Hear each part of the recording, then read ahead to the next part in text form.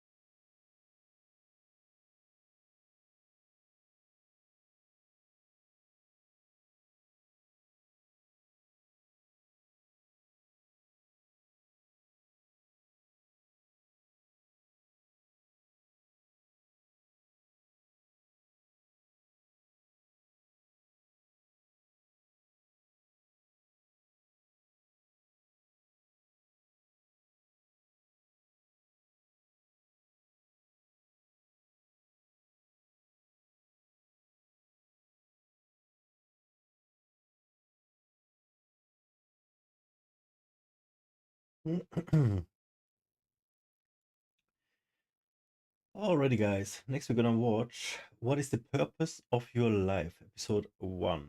Mike Israetel. Mike Israetel is the Giga Chart. I learned so much from this guy. Oh my god. Go check out his channel. Check out RP, Renaissance Periodization, and make some gains. Alright, let's go. I'm getting the sound. What? All right. Who the hell am I, and what is this channel for? I have a PhD, it turns out. I am Dr. Mike, technically, but only technically. PhD is in sport physiology, which is the science of taking good athletes and making them as good as possible. But I have a secret obsession outside of my regular job, which is in the fitness industry, helping run a company called Renaissance Periodization. And if you like fitness stuff, then you can go to the RP YouTube channel. And if you just type in Dr. Mike Israetel, and it'll bring that up. You can get all that stuff. This channel will be for something else. My secret obsession is in the creation, nurturing, and continuity of progress. Progress seen at a few levels of analysis. Philosophically, moral progress, technological progress, and practical progress in your own very daily life. So in simple terms, I'm a little tiny bit obsessed with making life better. I think life is pretty cool. I think it's pretty neat. But in my own life, especially, definitely reading history and all that, also, I have seen life tangibly get better over time. And to be a little honest with you guys, I'm kind of addicted to that idea that like things can get better over time. And I really want to focus on how they get better, why they get better, and what we can all do both individually for our own lives or the lives of our families, financially, etc., and also on a grand social scale for, the town, city, state, country, society, planet, etc., how we can make things better as well. So this channel here, from now until episode 3 when we get canceled, I'm going to talk about select ideas and issues in progress that tend to be very interesting for me, and we'll see if they're interesting for you. Hopefully they will be. Especially going to be focusing on, though not exclusively, we'll have some fun tangents here and there, we're going to be focusing on ideas about what sorts of conditions, what sorts of things do you have to arrange, be it in your personal life or in society as a whole, that make progress more likely and make the amount of progress we get more profound or higher, just more better of everything. governmental systems and structures that promote progress, economic systems and structures that promote progress, and of course, personal systems and structures. Because a good deal of this channel, though not the majority of it, will be about like, how do you do better in your own life? How do you work on your work-life balance? What are effective ways to do your work, your homework, your schoolwork, your work, and all that other stuff? So we're going to have a bunch of categories because progress, what a theme for a channel, huh? It's like, well, just talk about like cats. There's 50 trillion types of cats, whole cat channel. I'm going to open that up soon. I love cats. Hey, Scott, the video guy, how many types of cat do you know? House cat. Jack. Feral cat. Jack, also house cat, but outside the home. Barn cat also. Barn cat, sort of between the two. Tiger. We're not doing a cat channel. That's what we're trying to say. So the topics that we're going to be focusing on here, and I have like little, I have an Excel spreadsheet with all the video ideas I have written out, and these are like little categories there, little sheets in Excel, and it includes some of these, and there's going to be more, I'm sure, but most of the channel will be in stuff like this. We're going to talk about philosophy, critical thinking, especially as it relates to analyzing, is progress occurring, and if not, why not? And if okay, this is his first video for the channel, so he's explaining his channel and what it's going to be about. I am safe to fast forward to the actual topic, purpose of life, right? So we're not missing out on anything, I believe. We can just fast forward to here. Starting out with a real banger here, really trying to conquer the world on today's video. The topic is the purpose of your life. That's right, your life, my life, everyone's life. Jeez, Mike. All right, confident start. Let's see me fuck this up. Here we go. So the subtitle is kind of towards an objective discovery of meaning, and I'm just going to try out to lay out some basic tenets. And you may not agree with them, and I'd love to know why you don't agree with anything I say in the comments. But I think a lot of people, maybe even the vast majority, might find what I say, if not a complete picture of what's going on, at least in its own little world, pretty uncontentious, likely to at least have some validity. So there's 3 specific things that I'm going to develop the rest of this conversation around.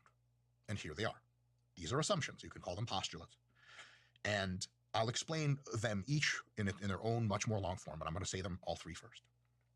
First, I'm assuming that life is a good thing, being alive is a good thing, and that being alive right now, and anything that stops you from doing that, fixing that is priority number 1. Being alive almost axiomatically is priority number 1. Because anything else you had planned, I want to work for world peace, I want to disband nuclear weapons, I want to redistribute income more, equitably, or whatever. I want to go play basketball. Rests on the fact that you are alive. Your life, you being alive, is number 1 to you. If it wasn't, a whole lot of shit wouldn't make sense, including your ability to give your life to others. So, for example, if there's a grenade over there and there's your buddies around and you plan on jumping on it, you being alive enough right now to just do this and jump on it is priority number 1. Because if you step on a landmine as your first step and you are no longer alive, that grenade blows up and your buddies die anyway. So in almost every case I can think of, you being alive is priority number 1. A close second priority to anyone that admits That's life a good is analogy. good, and if you don't, whatever. Being alive later comes as a close second, right? Yeah. And I've sort of used a little ghetto term here myself I kind of made up. I'll do that a lot. Formally trained philosophers, I have a shitload of respect for you guys. I'm so fucking sorry. This channel's going to suck, but maybe something will make sense. I have termed the ability to survive later as survivability. Because if you have a system of living things and you crank the time forward in the system, the things that disappear are not survivable, and the things that continue to perseverate from now through whatever you define as later can be termed survivable. Well, they're still fucking around. We have a term for that. I'm originally Russian, by the way. I'm from Russia. Живучий is like a very nasty way to say, like, if you like hit a fucking cockroach and then he runs off, you're like живучий, which means like fucking son of a bitch, is too lifey. But in any case, survivability is a good thing because it allows you to survive later, not just right now. Point number 3. So 3 points. Improvement is the surest way to increase survivability. Because if we really want to be alive, not just now, but later, who we are and how we interact with the world absolutely determines our survivability. And our ability to improve our survivability is a big deal. So we got being alive now is fucking sweet. Being alive later is fucking sweet. And while I swear to God, McAfee. Oh, guys, hold on. McAfee ran a scan and found no viruses. I found a fucking virus. It's you. Fuck. I swear to God. Anyway, being alive now is sweet. being alive later is cool. While you are alive later, and if you want to take that later and expand it out as far as possible, improving your ability in that time called later to be more survivable gives you more laters to add on to that little graph. Let's take a look at all these one at a time. To Good really, points. okay, life's a good thing, sweet, that sounds right. Let's dig in a little bit and see if we can cause any problems here for this kind of logical structure. So number one, life is a good thing. Being alive now is priority number one. If we prefer life over death, this makes life generally good and death generally bad. Okay, generally bad on average. Yes, I know Hitler's death was a good thing. I agree. But that's a special case. Let's just talk about averages. Thus, if life is a good thing, and we tend to agree that it is, actions on our parts that support life at this given moment, right now, are generally, on average, better than actions that support a higher chance of death in this imminent moment. This can be used in the personal context. For example, don't kill yourself, right? If you think life is good, killing yourself may be a thing you can do, but is unlikely to be the correct answer to this whole grand puzzle of existence, kind of by definition. Second point on that is make sure you're doing things right now that at least keep you living for a little while. So for example, don't neglect to support life's existence in your own very body by neglecting to eat. It's not very long-sighted. Drink, take medicine. Right? A lot of people have this like very sophomoric junior high view of like, what if we all live in the Matrix, man, and our reality is like subjectively projected out? Like, okay, can you rephrase that? Like, we're just living in a dream, man. Like, okay. So like, are you not going to drink water or eat food? Because I don't need to do that in dreams to stay alive. Nobody has a clever response to that I've ever heard. They actually, take that back. They have plenty of clever responses, and they're all fucking hypocrites because they go home and they drink water and eat fucking food and take their fucking daily medicine, which is a good thing. You're supposed to do that. The fatal conceit, admitting that you are alive and are a physical system that relies on food, water, and sometimes medicine, is a good thing. And lastly, you probably want to consider, at least give thought to consider, avoiding extreme risk if you like your life. Okay? Like running up to a gangster and just slapping him and just standing there. Fuck, shoot me, baby. He just might. And that would be bad because life's a good thing. If this sounds really obvious, don't worry, I'll get to the real crazy implications in just a bit. But it's also good that it sounds obvious because it fucking is. The preference for life can also extend into the not personal, into the social potentially. If you like your life, that's sweet. If you like life in general, not killing anyone else, probably a good thing, right? Just throwing that out there. And we can even consider that at least needlessly killing a shitload of animals and maybe even plants is not the best thing in the world. That's if you like life in general. We'll get to all the categories of what you can like and not like as far as life is concerned, starting from you, then extending to friends and family, members of your community, et cetera, et cetera, et cetera. But if you like life, then some of these things should make some sense. Okay, sweet. Let's tentatively accept that now. Or you can just start writing in the comments I'm wrong. Totally cool. Number two, being alive later is a close second, very high priority. And that ability we can term survivability, your ability to survive into the later. If you do, you are survivable, at least for that time. If you do not, you are not survivable. Because here's the real kicker. Every now is yesterday's later. So if you are safe and alive and comfy and warm in the here and now, right now, priority one is grayed out because you already did it. Like if your ancestors are sitting in a warm cave with a fire, I don't know how that works. The fire chokes you to death in a cave. Fuck what I know. Whatever, hut with the fucking roof cut open for the fire. Fed, warm, have enough water, everyone's cool. Do you just sit there and chill and enjoy life? You could, at least for some time. But then it would probably dawn on you that, yes, while you have the conditions to support your life now, those conditions may change later on. And it may concern you greatly that you have an influence on those conditions, and you might take the future hour, 2 hours, day, etc., rest of your lifetime, to work to set up the conditions to increase your survivability. Because shit being dope is sweet right now, but shit being dope that does not result at least in your death later is really cool, because every now is just yesterday's later. However much you want to like pretend reality isn't real or time isn't linear or whatever bullshit, shit will catch up to you, and you want to be alive when it does. So that's a big deal, big revelation. Entropy is a real thing, and the ever-present risk of death is nearly guaranteed, right? Death is a thing, and it's common, and it's coming for pretty close to everybody.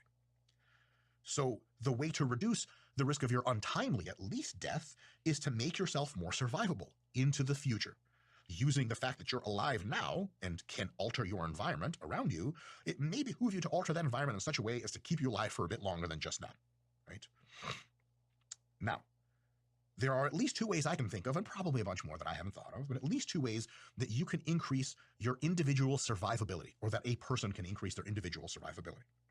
One is to increase their individual robustness, becoming smarter, seeing with higher visual acuity, being stronger physically, being able to run faster, defend yourself better, hunt animals, type on a computer and earn money, whatever. OnlyFans, some shit like that.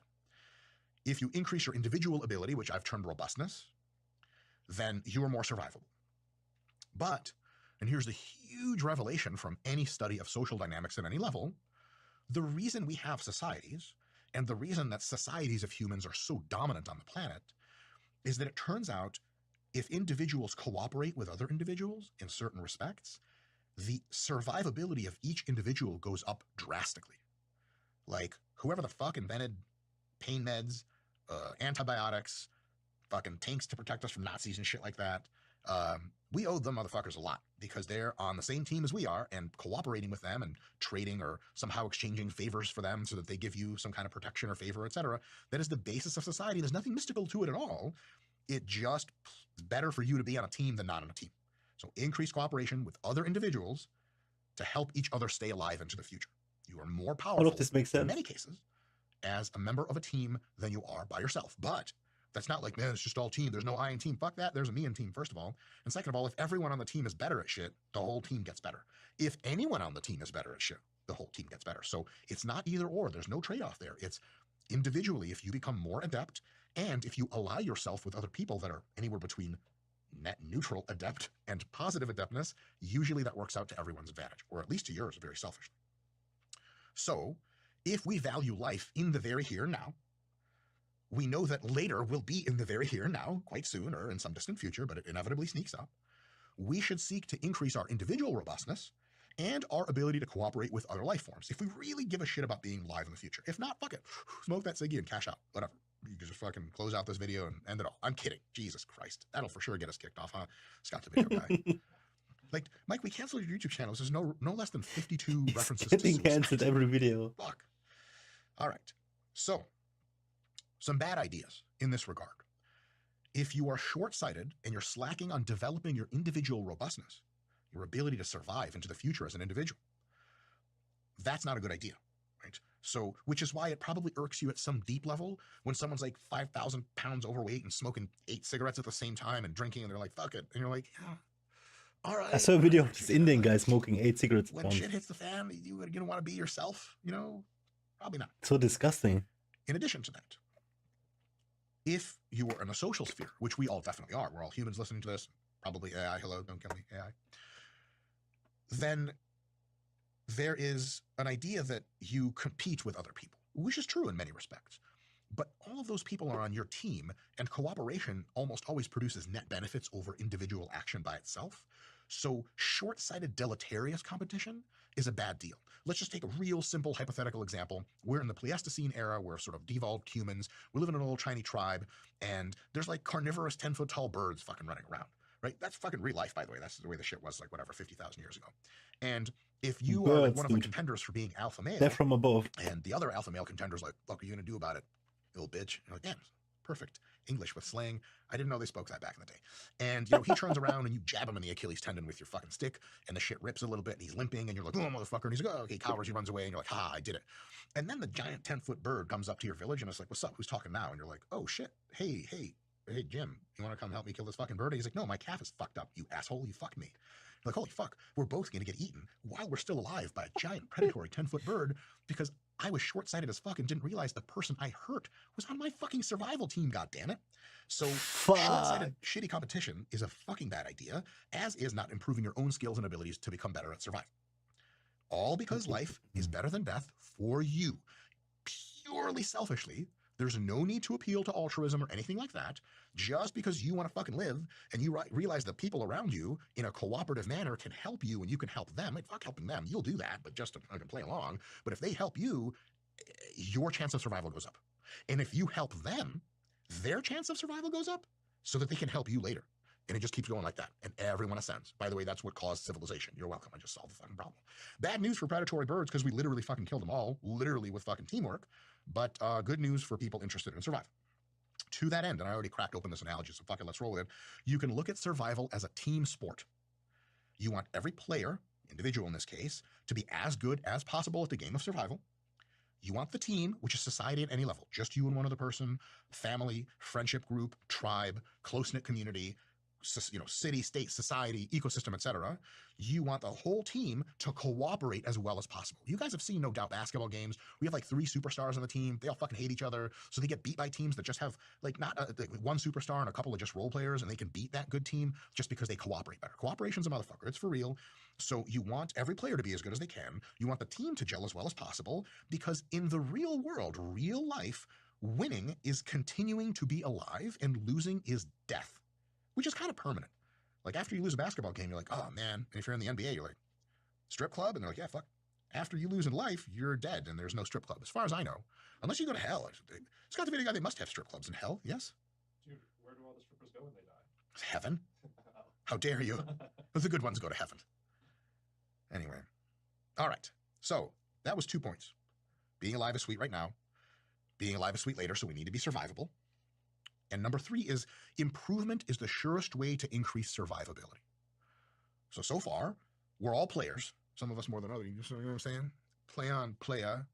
Scott, the Video Guy, remember in the 90s? How is it so fun and informative at the same time? They did this? Oh, yeah. Is that still a thing? Totally. You should start. Yes. 1996 was a great year. Will Smith was popular. He wasn't going around slapping motherfuckers.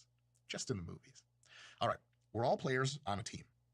The team is any level of analysis you want. Friends, family, business, city, state, country, world, ecosystem, planet. And the sport is survival. And that's tactics. So far, so good. What about strategy? In other words, what increases survivability of any given unit, including especially yourself, but all the whole team too, in the long term, long term? I can think of at least 4 things that improve our ability to survive into the long term. And by R, I now mean life. Okay? At least human life and probably animal life too. First is numerical multiplication. Second is spatial expansion. Third is diversification. And fourth is transformative ability. You guys know like the movie Transformers where that one guy, who was the main actor in the Transformers movie, that little kid? You never watched the classic American movie, the Transformers? Unbelievable. Guys, Scott the Video Guy doesn't like superhero movies. Can we please get some comments shitting on him for that? The best movies. Megan Fox was in that shit, huh? Wasn't she evil or some shit? Oh, Shia LaBeouf. Shia LaBeouf. Yes, of course. He's dreamy. Such a good actor. Right? I think Megan Fox was a Transformer. Yeah. I'm saying, I got something for you to transform, girl. JK, cancel me. All right. 4 of these things, let's talk about each one of them. Numerical multiplication is just more people. So if you have a band of 3 members, some shit can go down and all 3 of you motherfuckers get killed, arguably by the same 10-foot predatory bird. If there's 300 of you, Birdie has another thing coming. And also, if a shitload of giant predatory birds come in and kill off half your village, you still have 150 people, and they can do more numerical expansion by reproducing later and still rebuild. So more teammates equals better gameplay in a sense. The more people you have to cooperate with, the better the team. Like, think of basketball, but you're allowed to have as many members on the team as possible. The fuck? You got 5 NBA All-Stars and then 40 regular people. Well, again, it's just a matter of keep away the ball and get in the way at that point. 40 regular people could probably beat 5 NBA All-Stars. It's crazy when you think about it, right? But in life, there's not any rules like that. So more people is generally better. And because there's a cooperative element where more people help each other out, it's a huge summative effect. And also because, like real bad shit goes down, comet hits half the fucking earth and half the people die, at least you got the other half, right? So more's better if you just, for one thing and the one thing dies, you're kind of fucked. Next is spatial. So it definitely increases survivability to have just more people. Survivability of the social unit. Spatial expansion is next. If you want to survive in the long term, it's better to have inhabitants on 2 islands rather than 1. Like one island gets a crazy disease or big ass tidal wave, technically tsunami, we're not supposed to say tidal wave anymore, it's not caused by the tides, washes the shit away. If you have 2 islands, you kind of in some sense, or of many scenarios, have double the chances of surviving, right? 2 continents is better than 1 because some real crazy shit go down on one continent. If you have another continent, then, it's a good idea that probably not the same crazy shit's going to go on there. To Elon Musk's point of trying to get us the fuck over to Mars or whatever, colonize that shit, 2 planets better than 1. But he's always now, implying that there's going to be something negative. Like, we have a lot of balls as a civilization. Like, we could be, I guess. We can destroy our world if we want. Like, it's we're just in human charge, nature, and we no? can shoot nukes at comets and knock them out of the sky for sure. But like, if a black hole comes through, Evil. like, hey, we got nothing for that. And we're on one fucking planet. Bailed. Fast forward some number of years, if we've colonized like most of the solar system, at least the moons with actual surfaces, you know, if Earth gets destroyed, it's kind of like, oh shit, that's fucked. But then it's like, okay, it's not the end of the world, literally, because there's still, you know, beings on other planets. So spatial expansion is a big deal, and this has to be in the conversation for like tools to make survival of the whole species, at least, much more likely. Next, diversification. If you have teammates, other people in your social sphere in the society that can survive in the heat, others that can survive in the cold, some that survive best in the daylight, those of us that are vampires, that survive in the darkness better, some people getting their energy in solar panels from the sun, other people getting their energy from nuclear reactors on the ground, etc., etc. That is a good thing, because if some fucked up shit happens and one of those ecosystems or environments takes kind of a shit, other teammates from other ways of surviving can help. And also, even if they can't help, then at least they're still around and they rely on different methods of survival. And if, you don't have to, but if you like life in general, like all life on Earth, if you're one of those hippy-dippy motherfuckers, which I for sure am, but get made fun of a lot for that. If you like all life, then more diversity of life forms also increases the long-term survivability of just straight up life, right? Because like, if we were the dinosaurs, and this was like 65 million years ago, and the asteroid's like just outside of you right now, and I'm like, we're the shit, fuck all the other species, boom, we're fucking dead. Like, if the dinosaurs had a thing where they just eliminated every species around them somehow, then they died from the comet or whatever the fuck, there'd be bad news. There'd be no life. Luckily, there was all kinds of life teeming, and when the dinosaurs, you know, kicked the can, other shit came through, mammals came through, boom, evolution. What's up, mammals? That's a good thing to call someone as like a friend. What's up, mammal? Because it's not wrong. And then they're like, come here. You're like, what? They're like, I'm a lizard person. You're like, oh shit, you're in the Illuminati. They're like, A lizard bet. Taylor. You know how it works. You've seen, what's that Nicolas Cage movie? Scott the Video Guy? American treasure hunting movie with Nicolas Cage. National Treasure. I watched that movie and I wanted it to be good, but it just never was. Oh, what? You liked it? John Voight said it. Yes. I'm sure he's so proud of his role. Can you imagine? You see, you see John Voight on the plane. You're like, you're John Voight. He's like, well, yes. You're like, you were National Treasure. He's like, Jesus Christ, the fuck is that supposed to mean, kid? Get out of my face. I'm trying to forget that movie. All right. So diversification, pretty cool, pretty useful. Lastly, and probably most importantly, is what I have termed transformative ability. The ability to transform matter and energy more than less seamlessly, easier, faster, more efficiently, more readily, from what it's currently in, whatever state that is, to a form that increases survivability.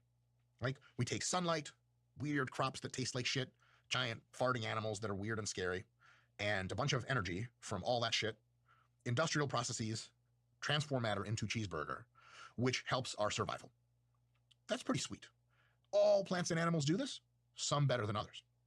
And that ability to transform matter and energy into things that are more conducive for survival than less can emanate from increased individual robustness. Like, if you're out in the fucking wilderness in a crash plane and someone there's like, I'm actually a really good hunter and my gun's right here and full of bullets. You're like, fuck, thank God for that guy. Or because he's going to transform an animal from alive and pissed at you into marginally more edible by killing it. And if someone in your, survival plane crash thing is like, I can start a fire fucking anywhere. I was actually on my way to jail being a pyromaniac. You're like, fuck yeah, just don't burn us and cook that fucking animal. So individual robustness absolutely helps, but also social cooperation helps. Social cooperation at higher and higher levels of cooperation, from families to city-states to societies to global economies, jumps quality leaps in the ability to transform shit. Like, who the fuck made this mouse? I know Amazon Basics put their label on it. I have no fucking clue where any of this shit comes from. And nor does anyone who had any part in making the mouse, except for like maybe the project manager, but really his job is to look at prices and sort all that shit and make timelines. So society makes crazy shit like a fucking iPhone and shit like that, this desk, lights, all this fucking bullshit that is just insane to think about. No individual can fucking make. So our ability to transform the world around us into one that is very survivable. Think of like being inside a house. Like, that's a house is impressive. It's got fucking heat, protects you from wind. Animals ostensibly can't just walk in and kill you. It's a way more survivable environment, which was transformed on purpose through the combination of individuals with their robustness, like a fucking builder who's good at shit, air conditioning installer who's good at his job, engineers way far away that built the air conditioner, transportation systems that got all that together, and so on and so on and so on. So there is no huge clash between the individual's existence and society's existence. It's like teamwork. We're all on the same team. And transformative ability gets way better if you play along better together. All right. So what we have so far. First, life is better than death. If you disagree with that, first, I got pause. If you're a Satanist chick, I'm already married, unfortunately, but hello anyway. Other than that, okay. Life is better than death. I think we can agree on that. Second, setting up for survival in the future, not just now, promotes life in the future. And the future is now. And then it's now. So the future is always, so it's a good idea to set up for the future. And set up what? Make yourself more survivable. But how do you do that? That's point number 3. Improving your survivability in the distant future increases the chances that life will go on. Now, if you are purely selfish, you need to have a cooperative growth mindset that lasts almost as long as your life will, because you want to survive into the future. Like, if you're selfish as fuck and someone's like, hey, like, you know, you need to pay for stuff instead of stealing it, because if you pay for food at the store, it'll be there more of it tomorrow. If everyone just starts stealing shit, the incentives for production drop off completely, everyone becomes a hoarder, and everything goes to fucking hell. So if you were purely fucking selfish, like sociopath shit, you should probably still pay for shit at the store, not litter where you live, because you want shit to at least stay good until you're like, it's making so much sense. A couple of weeks or days or hours away from your own death. I like how he, to everything he says, he like adds another step. Selfish, want to have an attitude towards cooperation. Multiple layers of sense. It's so good. Younger people in society, because once you're old and decrepit and mostly useless, years and years from now, they're going to be the productive players on your team that are doing the heavy lifting. You want them to be good, you know, like, oh, goddamn kids, fucking TikTokers, which I totally feel. But on the other hand, like, I want the kids to be good at shit so that when I'm old and fucking useless, somebody can take care of my dumb ass and they're fucking good at stuff. So purely for selfish reasons, we're already 90% of the way to being a socially harmonious fucking person.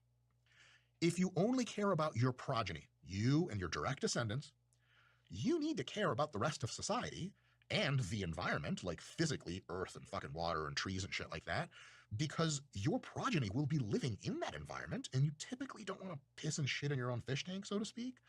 And also, you want to care about other people too in the society, because your people will be living with them. Do you want your kids and grandkids to be living in a super advanced society with flying cars and instant package delivery and all the diseases that occurred and shit like that? Or do you want them to be living like fucking hand to mouth and fucking fear and agony and the sky is all fucked up Matrix style? Probably not, right? So even on purely selfish grounds that just extend, only altruism you extend is to your own kin, society as a whole should be a very big concern for you, because that's the other players on the team in which your kids and grandkids are going to be playing. And the environment too is a big deal, because yeah, when you croak, fuck the environment, I'm going to smoke 80 cigarettes, fuck global warming, see if I care. They're like, yeah, well, your grandkids are going to get fucked. You're like, God damn it. Try to ash the cigarette and move on with life. If you only care, we're going on levels here, about the human race, fuck all the animals, then you definitely should still care about the climate and the ecosystem, because we're living in it.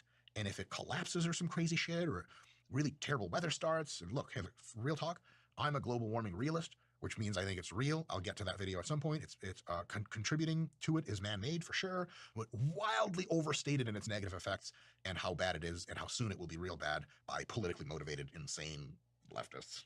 But don't worry, I'll make fun of conservatives. I stand behind everything he says. They don't have a lot of guns to kill me with. I'm just kidding. We'll get into making fun of everyone. I mean, really, we're just all going to try to get along. In any case, if you just care about people, you at least want to care about something like the ecosystem and the environment, because of the fish tank analogy. Like if you have a tent and you wake up at night and you feel like taking a dump, you don't take a dump in your own tent. And since humans have a fucking society, a civilization that has covered the entire globe, the globe is the tent. And we don't, like, you know, throwing plastics in the ocean and shit. I kind of like want the ocean not to have a ton of plastics in it. Like, fuck these turtles, man. I don't give a fuck about the turtles. I mean, I do, because I'm a little bitch. But if I put on my fuck the turtles hat, I don't give a fuck about the turtles. Let's say I don't. I don't want to step into plastic when I'm fucking in Cancun trying to bathe in this beautiful fucking ocean. I don't want the ocean all kinds of weird colors and shit. So it still pays, even if you're purely on team human, which I sure as shit on that team, it pays to care about other shit because you're living it. And if you care about all life, you're one of these Gaia type motherfuckers, sort of like me in some sense, then you care about everything listed so far, every human, every etc., everything, like ecosystem, and of course, the survival of a mass diversity of species in addition to ours. Like, you know, because it's kind of fucked up. Like, we could do this whole progress thing and keep most of the animals alive, or we could just, like, fucking kill all the bald eagles and be like, Daddy, what's a crocodile? Like, yeah, we used to have them, but, like, fucking fucked up the rivers. And they don't exist anymore. Like, it's cooler if at least some of the animals stick around.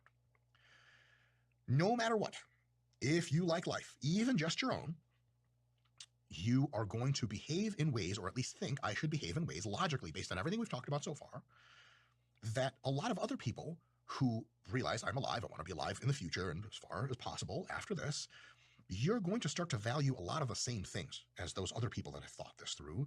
You're going to want to strive towards many of the same common goals, like everyone gets richer, the communities are safer, the streets are cleaner, shit that kind of nobody disagrees on. We'll get to that in its own lecture.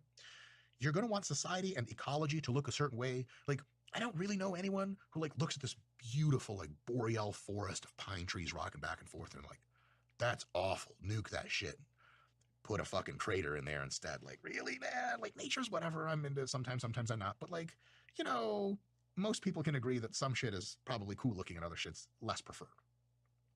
Because they've thought it down to the basics, and it starts with just one kernel that you want to live. But not just now, also later. And also later, so robustness, teamwork, etc. And we come to all this, that everything matters. So today, tomorrow, and hopefully a while longer. Thus, back to the meaning of your life.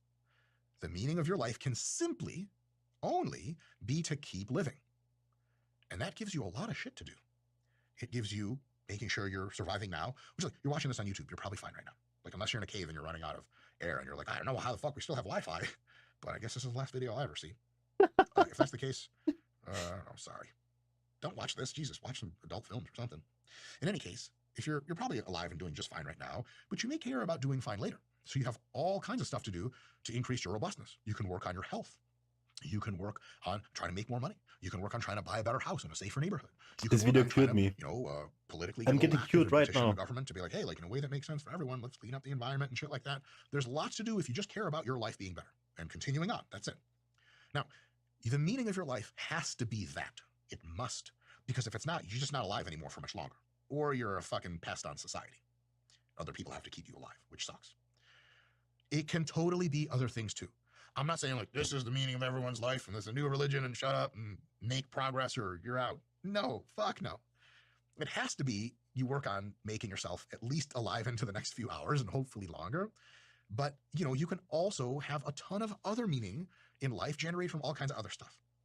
Sex, food, art, which I know nothing about, family, religion, transcendence, tons of other meanings you can derive, but at least it has to be survival. Because, axiomatically, if you are not alive, you can't enjoy any of those other things at all. So I promised an objective discovery of meaning. Meaning for your life that is not subjective, it's objective, it's just true. Here it is. The purpose that you have, your purpose in life, is at least to ensure that your life goes on now, tomorrow, and thereafter. That's all I'm claiming. It's not rocket science, but I think it's probably true. So put another way, your purpose is to live and to improve your survivability in the future, because you also want to be alive in the future.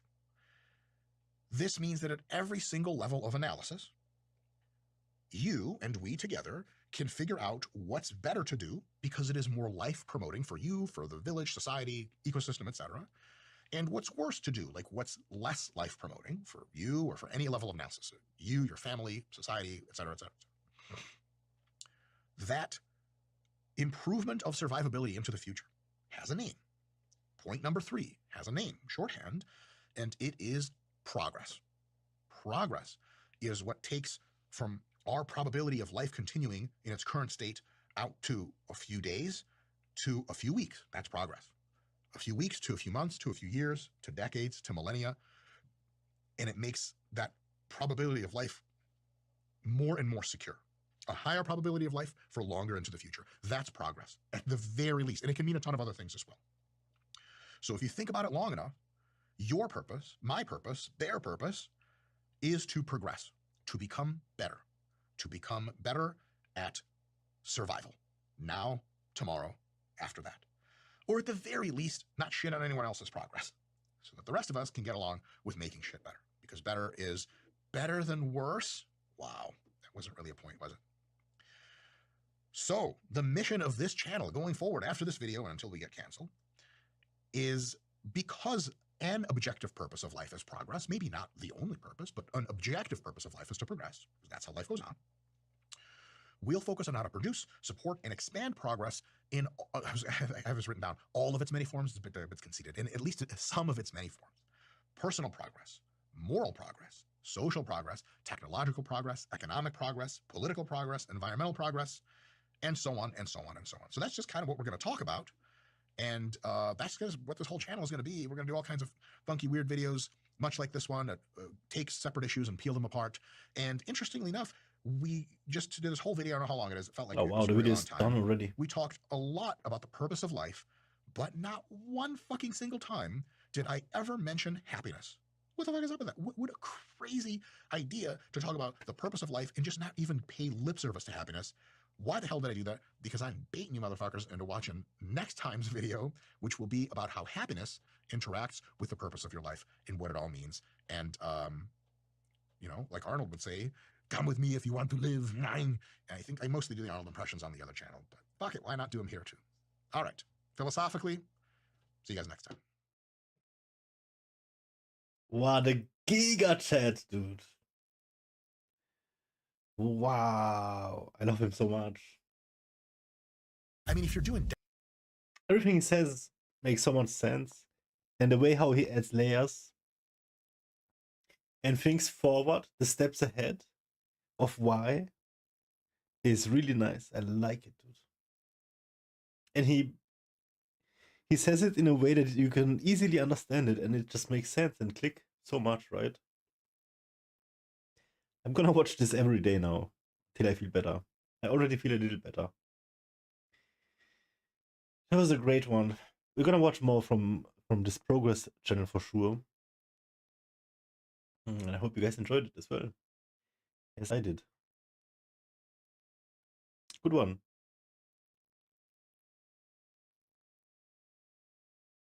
Is there anything to add?